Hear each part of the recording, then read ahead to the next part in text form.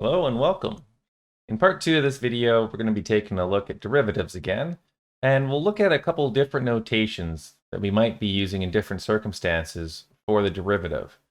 And as well, we can take a look at what happens when we take the derivative of a derivative, and we can start taking a look at higher derivatives.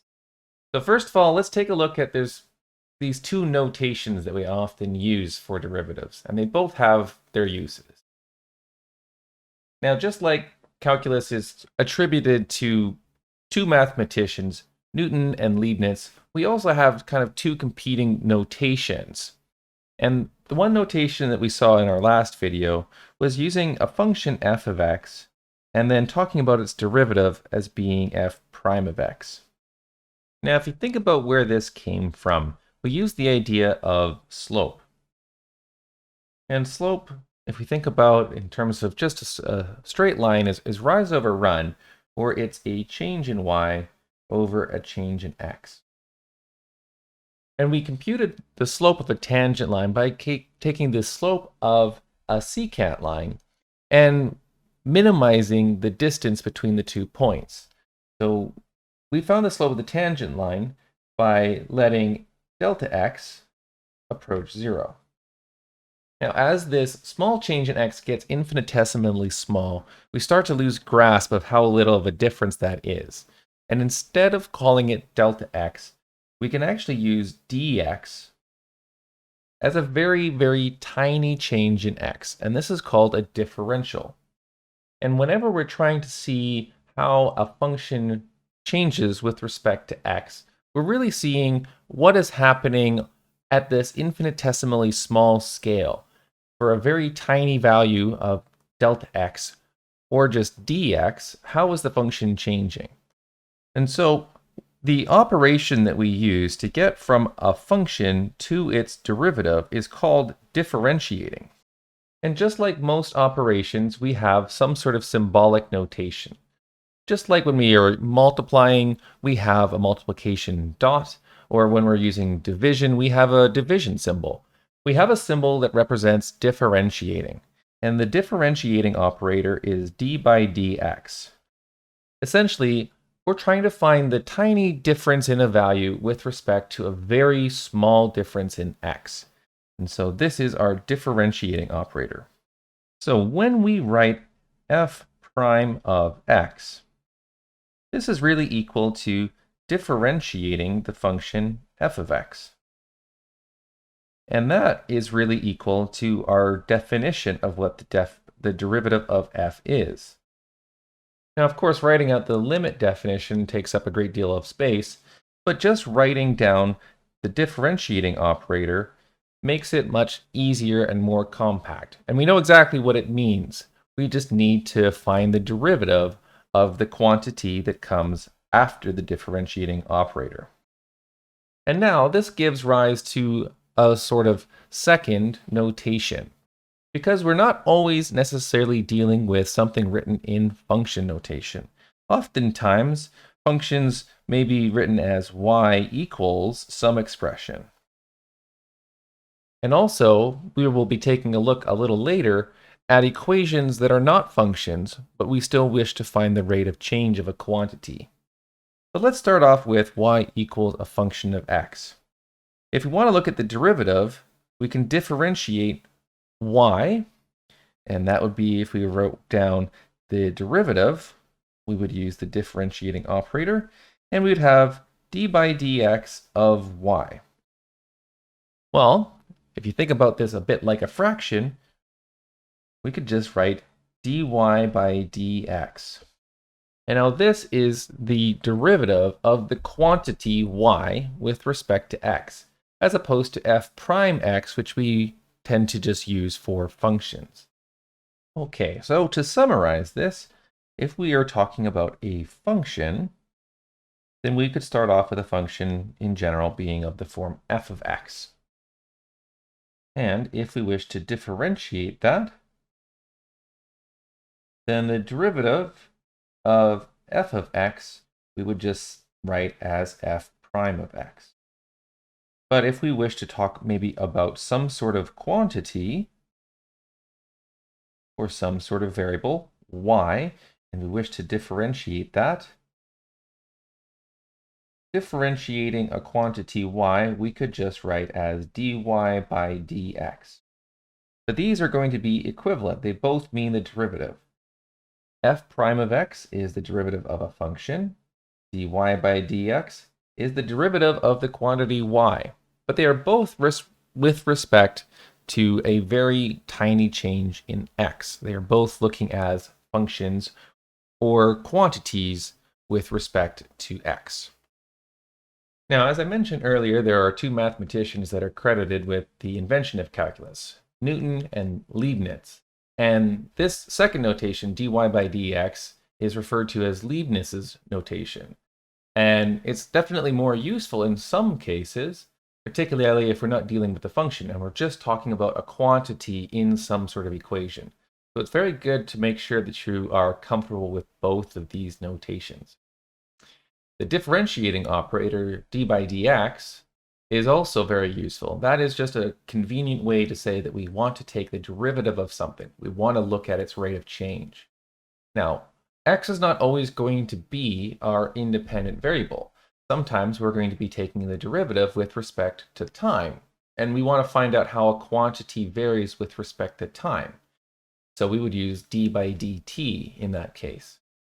But at least we can always see what we're differentiating with respect to when we talk about d by dx or d by dt. We can see that the variable there is already in the notation. Now, let's take it one step farther and look at the derivative of a derivative. And maybe that has some other meanings that could be quite useful.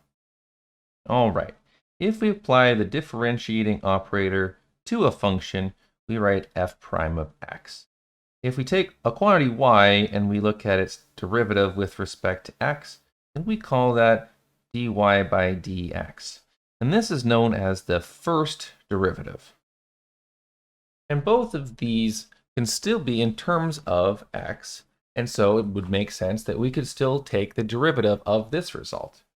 Applying the differentiating operator again with respect to x once more, and we would just write f double prime of x. This is known as the second derivative. Now, what about if we take dy by dx and we apply the differentiating operator once more? Well, with this notation, we've taken y, we've applied the differentiating operator, and then we're applying the differentiating operator a second time. And you can see d by dx is applied twice. So we actually have an interesting notation to write that. d2y by dx squared. And this is not necessarily just like an exponent, but it's d by dx twice, and it kind of looks like multiplication, so it kind of makes sense that the d by dx gets squared. So we have d squared y by dx squared. And then we can continue this process as much as we like. The third derivative, for instance. If we're taking the third derivative with respect to x, we'll end up with f triple prime of x by applying the differentiating operator again. And applying the differentiating operator with Leibniz notation will give us d cubed y by dx cubed. Now, continuing this on as far as you like, and the pattern continues. We could talk about the nth derivative. And at some point in time, our function notation gets to be a little tedious. It's pretty hard to start reading the number of tick marks. So this notation isn't the best for very high derivatives. Instead, we have to change the way we write this. We could write f with a little superscript in parentheses of n. So if it's the 20th derivative, we'd have f to the superscript 20 in parentheses. Whereas Leibniz notation doesn't seem to have any kind of problems. It already uses exponents, and the nth derivative could just be dny over dx to the n. Now, is it even useful to start looking at higher derivatives like this? Well, there's one very important application with higher derivatives. We can talk about physical quantities and how they change with respect to time.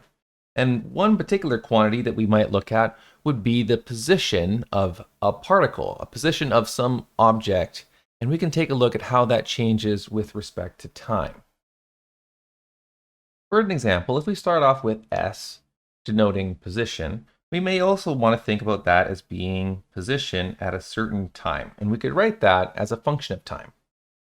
Now, if we wanted to take a look at how position changes with respect to time, we would apply the differentiating operator d by dt, because we want to know how position changes with respect to time. And this will give us the instantaneous velocity of this particle. And if we are going to use Leibniz notation, we'll have ds by dt.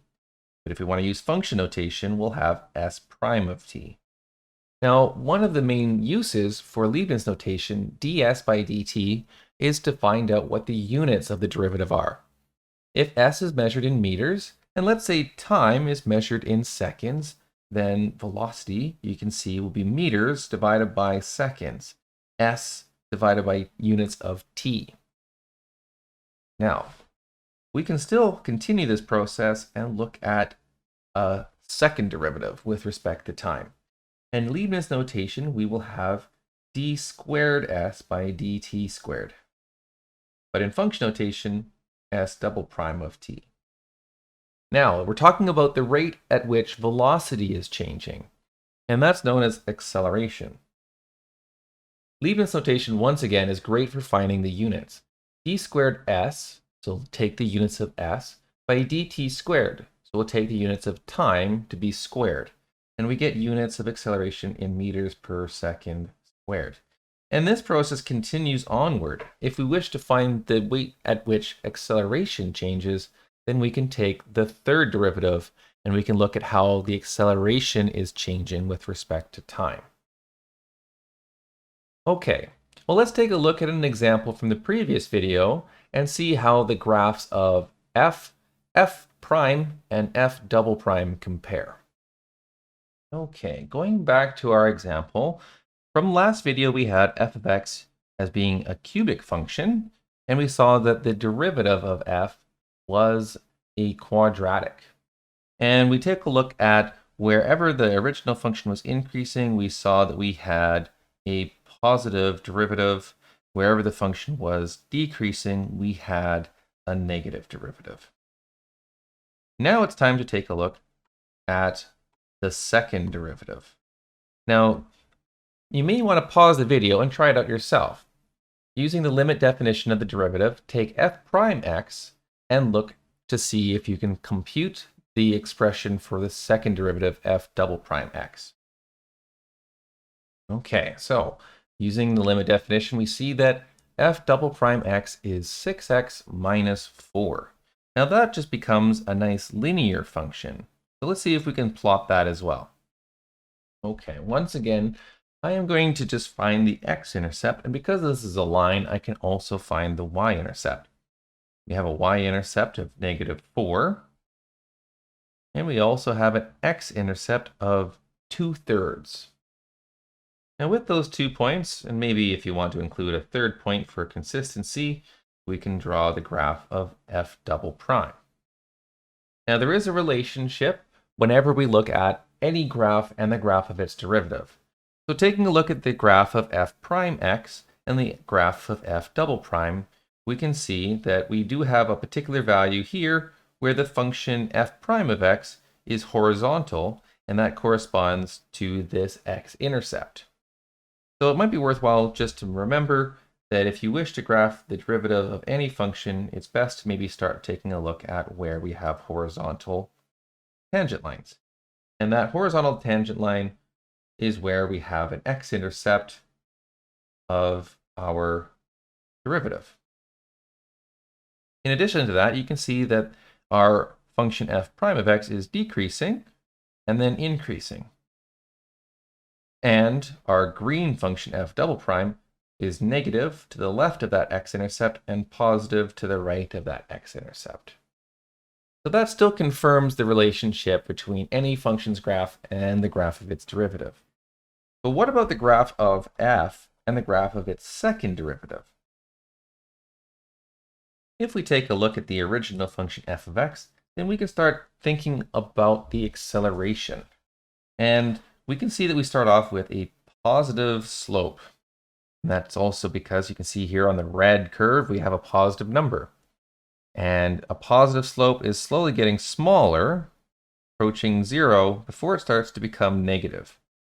And now that would be like an acceleration in the negative direction, up until a point where it starts to turn around and accelerate backwards up into the positive again. The green function, you can see, starts negative. That's taking anything that's a positive slope and gradually decreasing it until it reaches 0, and then increasing it into the negative direction. So slopes are consistently getting smaller to 0 and then getting larger to negative.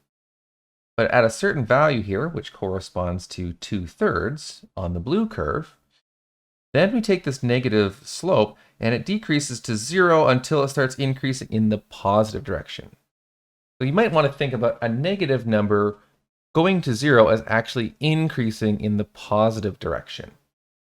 And that would be our positive acceleration indicated by this green curve. So the pieces of the puzzle all correspond. We have slopes of the blue curve, and if it's a positive slope, our first derivative is positive. And if it's a negative slope, then our first derivative is negative. But we can also talk about the rate at which slopes are changing.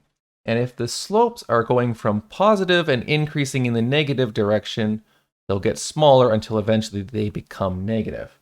And that is negative acceleration. And if we have a negative slope that is tending towards 0 and getting larger in the positive direction, that would be a positive acceleration. And that corresponds to what's happening on the green curve. Now we'll take a look a little bit more about the shapes of curves a little later, much later once we can actually start computing derivatives more quickly. So we'll come back to this topic a little later. For right now, it's really useful to see if you can take any graph and estimate slopes as being positive, negative, or steep, or not very steep. Most importantly, we kind of want to find out where a slope of 0 exists in a curve, because a horizontal tangent corresponds to the derivative equals 0, which corresponds to x-intercepts of the graph of the derivative. I'll leave that for now. We'll pretty quickly start to realize that derivatives are a little bit easier to calculate in other methods without having to resort to limits. And then once we've got the handle of that, then we can start talking about rates of change, all kinds of applications, and come back to how that implies about the shapes of graphs. Thanks for watching. I'll see you in the next video.